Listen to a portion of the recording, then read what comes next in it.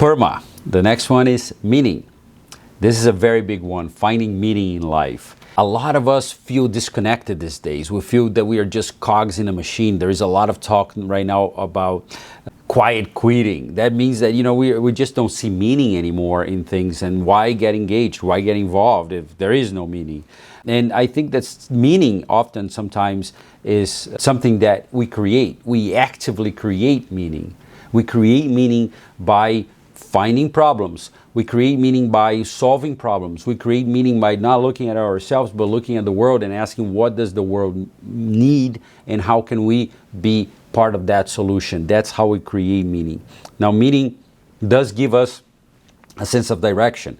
There is one philosopher that talks how nowadays we are uncompassed. We don't have a compass. We are completely out of compass. We don't know where north is. We don't know where we are going. And meaning does give us that compass, that north that we so much need. We need purpose, right? We need purpose, and meaning gives us the purpose. And the purpose is usually the fulfillment of a need.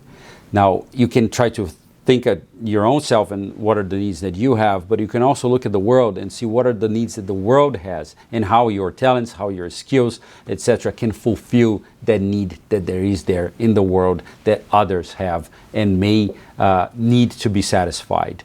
So think about that. We can also find meaning by reappraising things in life. So oftentimes we're given a pack of lemons that we have to work with.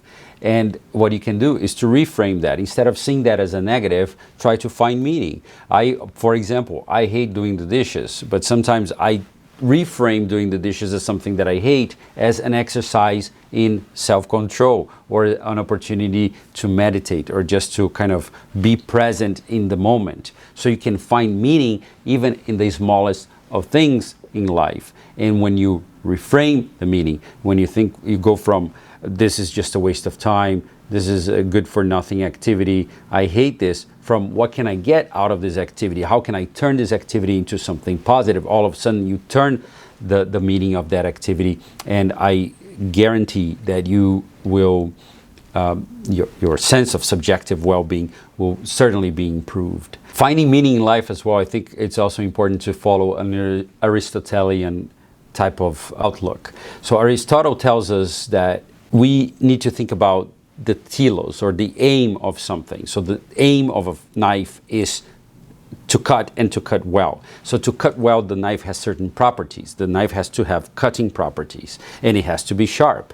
The knife is fulfilling its aim, it's fulfilling its reason for being, its meaning in the world, if it is cutting well and it has cutting properties. The same thing is true for us. He says that our aim as human beings, first of all, we are social beings, and not only that, we have special attributes that come with us that are inherently human, such as reason, cognition, creativity, ability to love, ability to care, etc. So we are fulfilling our aim. We are fulfilling our meaning as social individuals, as social beings, as human beings, when we are using those properties that we have to fulfill our promise as human beings. So think about that. How can you use your imagination, your creativity, everything that was endowed to you, that was given to you, as a way to solve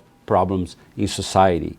And that is a way to find meaning in life. You live by those principles, you find a lot of not only meaning in life, but also subjective well-being. Then we have the A in PERMA, which is achievement.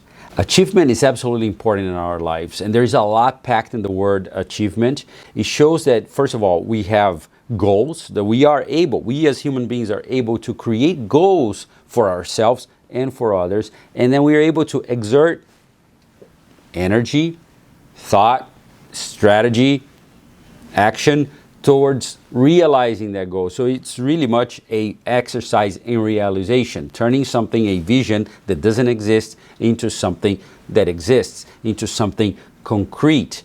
And that is absolutely beautiful. And the psychology behind it is incredible. The more you are able to achieve goals, the more your sense of self-efficacy grows. What does that tells us? That tells us that you have a better sense of managing the world. You have mastery over your world, and mastery is something that is extremely important. First of all, it reduces anxiety. Just think about it. If you know that if you engage in activity X, Y, and Z, you will produce certain results, all of a sudden you have mastery of your environment. You don't see the future as being something that is absolutely up to fortune, right? Lady Fortune. You know, the Lady Fortune is a complicated one. She likes you until she doesn't. She will abandon you. She has no commitment towards you. But when you have mastery, you don't depend on Lady Fortune anymore, because you know that your actions produce the results that you want. So one of the things that we would encourage you is to really think about your own achievements and how you already have a portfolio of achievements that you can be very proud of, and that you have achieved them because of the wonderful qualities that you have and that you were able to exert and use in order to get the things that you got. So that in itself is already a great source of subjective well-being. I often find that some of my students, what they lack is this ability of being thankful and grateful about the things that they have achieved in life, and even celebrating small wins. So start celebrating small wins. Every time you achieve something, celebrate that. That's something that you did on your own, through your own mastery, and it certainly increases your confidence, sense of self-efficacy, self-esteem, etc.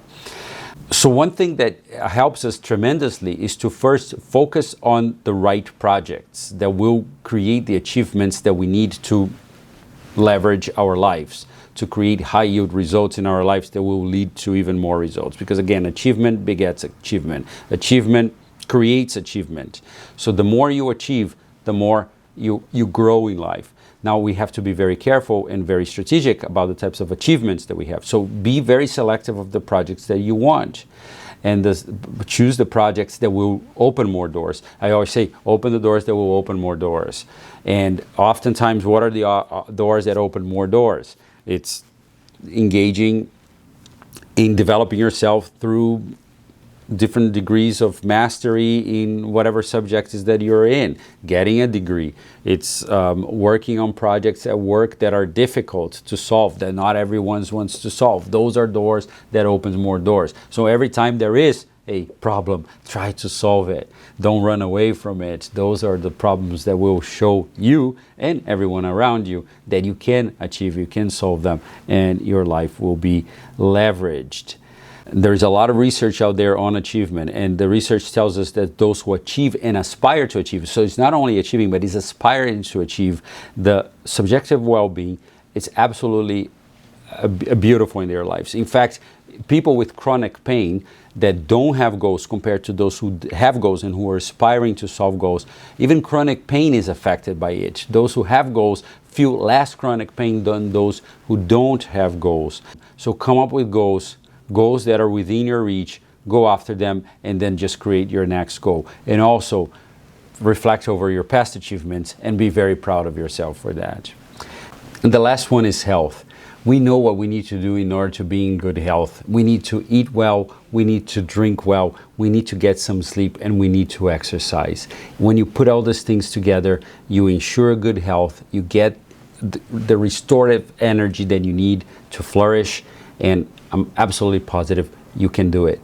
Now, one thing that we have seen throughout this video is that all the elements of PERMA require action. They require you to work for them. They require your agency in getting them done. They won't come to you. Sometimes you have to force them. Sometimes you do have to, even though positive emotions are not there, you have to commit to positive emotions. Even though engagement is not there, you have to commit to engagement. Even though relationships may be difficult, you have to commit to engage good relationships.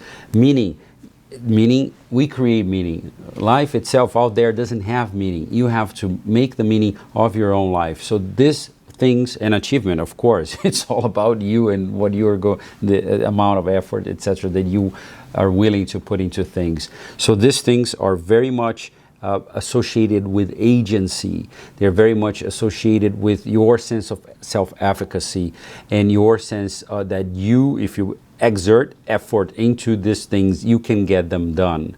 So at the end of the day, it is, for the most part, up to us. If you like this message, please like this video, share it, comment, share the love, spread the love. We need your help. Thanks a lot. Good luck to you.